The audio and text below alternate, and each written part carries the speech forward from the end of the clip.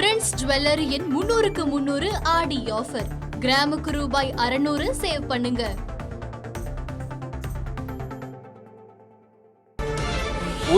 உதயநிதி மீது போடப்பட்டிருக்கிற வழக்கு பொய்யான வழக்கு, புனையப்பட்ட வழக்கு என்று சொல்லியிருக்கிறார் திமுக எம்பியும் வழக்கறிஞருமான வில்சன். உதயநிதி வழக்கு பிற்பகல் 2:15 மணிக்கு விசாரணைக்கு வருகிறது. வழக்கை 2:15 மணிக்கு விசாரிக்கிறது உயர்நீதிமன்றம். முன்னதாக காலையில் நீதிமன்றத்தை உடனே அணுகியிருந்தனர் திமுகவினர். 12 மணி வரை கைது செய்ய நடவடிக்கை எடுக்க வேண்டாம் என்று தெரிவித்திருந்தது முன்னதாக நீதிமன்றம். தற்போது 2:15 மணிக்கு மீண்டும் இந்த வழக்கு விசாரணைக்கு வருகிறது. அண்மை செய்தியை பார்க்கிறோம். மற்றொரு பக்கம் தஞ்சாவூருக்கு அழைத்து செல்லப்பட்டுக் கொண்டிருக்கிறார் உதயநிதி ஸ்டாலின். கூடுதல் விவரங்களை செய்தியாளர் சுப்பையாவிடம் கேட்டு பெறலாம். சுப்பையா, நீதிமன்றத்தோட நகர்வுகள் என்ன, தற்போதைய விவரம் என்ன? இந்த வழக்கு ஆவணங்கள் நீதிமன்றம் அறைக்கு வந்து சேரவில்லை என்பதால் அதுக்கு முன்னதாகவே இவர் தரப்பில் முறையீடு செய்யப்பட்டது. அதைத் தொடர்ந்து அரசு தலைமை வழக்கறிஞர் நீதிபதி கேள்வி எழுப்பி கேட்டிருந்தார். அதற்கு அவர் உதயநிதியை கைது செய்துள்ளனர், காவல்துறை கைது செய்திருக்கிறார்கள். தற்போது அவரை ரிமாண்ட் செய்வதற்காக தஞ்சாவூருக்கு அழைத்து சென்று கொண்டிருக்கிறார்கள் விவரத்தை தெரிவித்தார். ஏனென்றால் இன்று காலையில் உதயநிதி தரப்பில் முறையீடு செய்யும் பொழுது அவரை கைது செய்யக்கூடாது என்ற ஒரு நோக்கத்தோடு கேட்டிருந்தார்கள். அவர் கைது செய்யப்பட்டு விட்டார் என்று தகவல் தெரிவிக்கப்பட்டு விட்டதால் அவர் இதில் ஜாமீன் கேட்டுதான் மனு தாக்கல் செய்ய முடிய ஒரு சூழ்நிலை எழும் என்பதால் அரசின் தரப்பில் அவர் கைது செய்யப்பட்டுள்ள தகவலை தெரிவித்து விட்டார்கள்.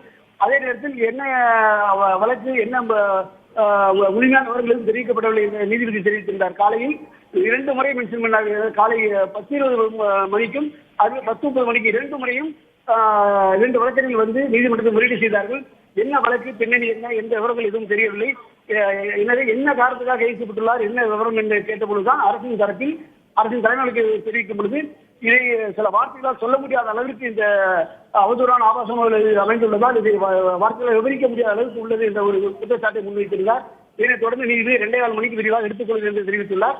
அதே போன்று உதயநிதி தரப்பில் ஆஜரான மூத்த வழக்கறிஞர் என்ஆர் பேசும்பொழுது எஃப்ஐஆர் காப்பி வந்துவிடும், அது வந்த பிறகு என்ன இருக்கிறது என்பதை வைத்து நாங்கள் வாதாடுகிறோம் என்று தெரிவித்தார். இதை ஏற்றுக்கொண்ட நீதிபதி 2:15 மணிக்கு இந்த வழக்கை விசாரிக்க இருப்பதாக தெரிவித்துள்ளார். ஆனால் இன்னும் வழக்கு ஆவணங்கள் வந்து சேரவில்லை. ஏனென்றால் உதயநிதி தரப்பில் தாக்கல் செய்யப்பட்ட மனு அதை தயார் செய்து மனுவை தாக்கல் செய்து அதன் பிறகுதான் விசாரிக்க எடுக்க முடியும் என்பதால் அது தாமதம் ஏற்படுவதால் வழக்கை தற்போது எடுக்க முடியாத ஒரு நிலை இருக்கிறது.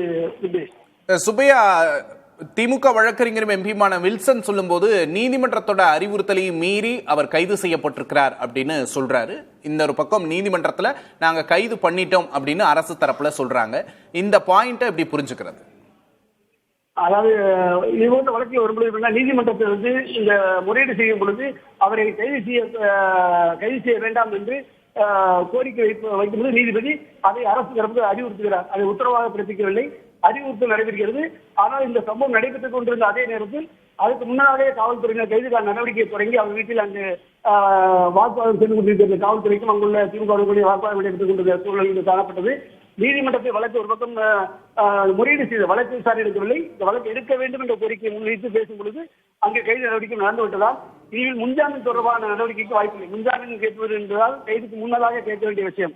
ஆக கைது நடவடிக்கை தொடங்கிவிட்டது என்று அரசு தரப்பு தெரிவிக்கப்பட்டுள்ளதால் இந்த மனு ஒருவேளை நீதிபதி விசாரணையை வந்து உகந்ததல்ல என்று கூறி நிராகரிக்க வாய்ப்புள்ளது. இல்லை என்றால் இந்த ஜாமீன் வழக்காக தாக்கல் செய்யுங்கள் என்று நீதிபதி அறிவுறுத்துவார். அதன் பிறகு ஒரு முடிவு இருக்க வாய்ப்பு இருக்கிறது. இல்லை என்றால் நீதிமன்றம் நான் அறிவுறுத்தியிருந்தேன் என்ன காரணம், எதனாலே கைது நடைபெற்றது என்ற விவரங்களையும் கேட்க வாய்ப்பு இருக்கிறது.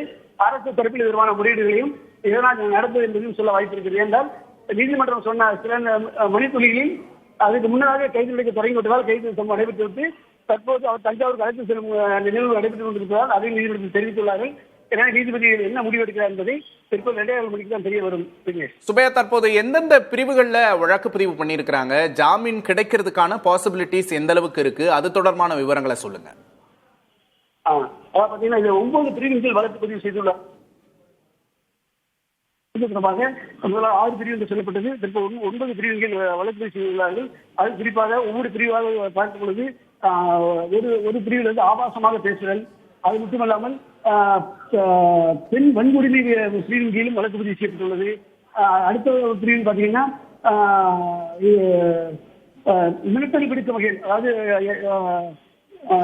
296 பிரிவு ஆபாசமாக பேசுதல், அதே போன்று 351 பிரிவு 2 உள்பிரிவு 2 படி மிரட்டல் பேசுதல், அதே வந்து பிஎன்எஸ் சட்டம் 61வது பிரிவின்படி குற்றவியல் சதியை ஏற்படுத்தும் வகையில் பேசுதல், அது பிரிவு 4 பெண்களுக்கு எதிரான வன்கொடுமை தடுப்பு சட்டம், அதே போன்று தகவல் தொழில்நுட்ப சட்ட பிரிவு 67, அதே போன்று பெண்களுடைய சுயமரியாதைக்கு களங்கம் ஏற்படுத்த பிரிவு 79, அதே போன்று 192 பிரிவான கலவரத்தை தூண்டும் வகையில் ஆத்திரத்தோடு பேசுதல் ஆகிய பிரிவு வழக்கு பேசப்பட்டுள்ளது.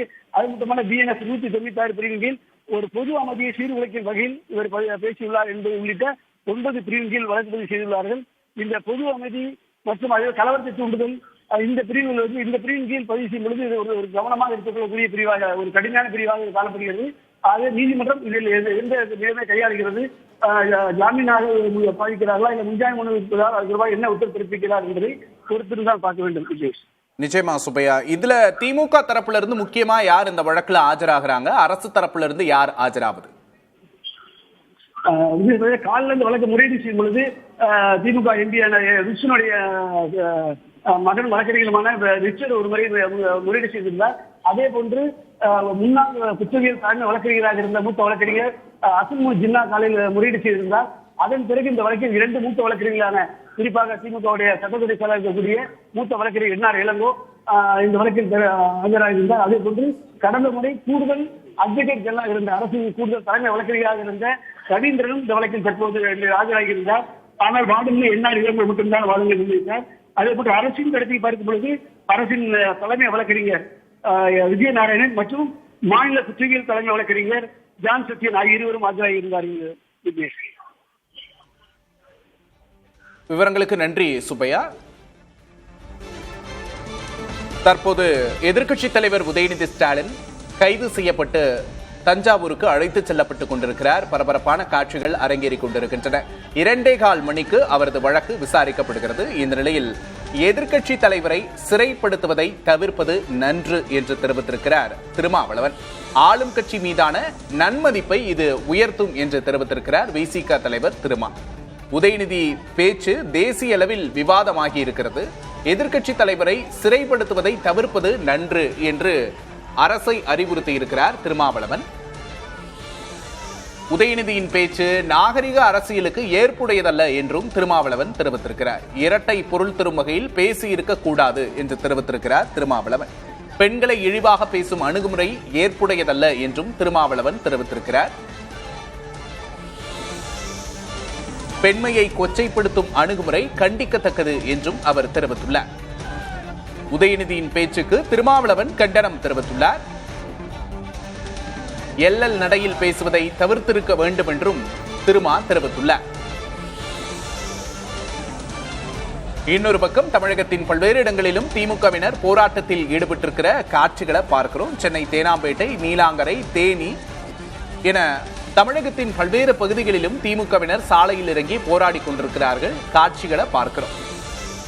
எதிர்க்கட்சி தலைவரை சிறைப்படுத்துவதை தவிர்ப்பது நன்று என்று தெரிவித்திருக்கிறார் விசிக தலைவர் திருமாவளவன். இது ஆளும் கட்சி மீதான நன்மதிப்பை உயர்த்தும் என்று தெரிவித்துள்ளார். உதயநிதியின் பேச்சு தேசிய அளவில் விவாதமாகி உள்ளது. எதிர்க்கட்சி தலைவரை சிறைப்படுத்துவதை தவிர்ப்பது நன்று என்று தெரிவித்திருக்கிறார் திருமா.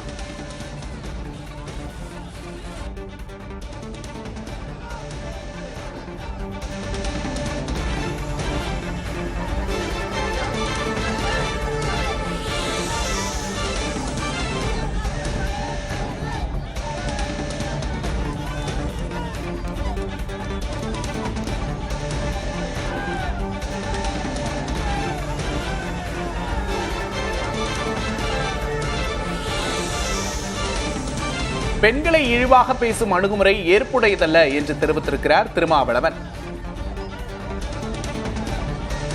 இரட்டை பொருள் தரும் வகையில் அவர் பேசியிருக்க கூடாது என்றும் திருமா தெரிவித்துள்ளார்.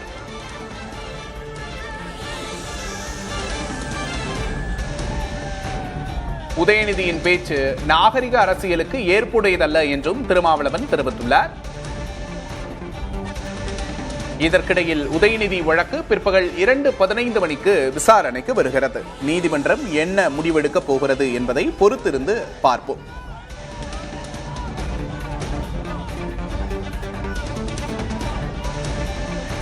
பிரின்ஸ் ஜுவல்லரியின் 300க்கு 300 ஆடி ஆஃபர். கிராமுக்கு ரூபாய் 600 சேவ் பண்ணுங்க.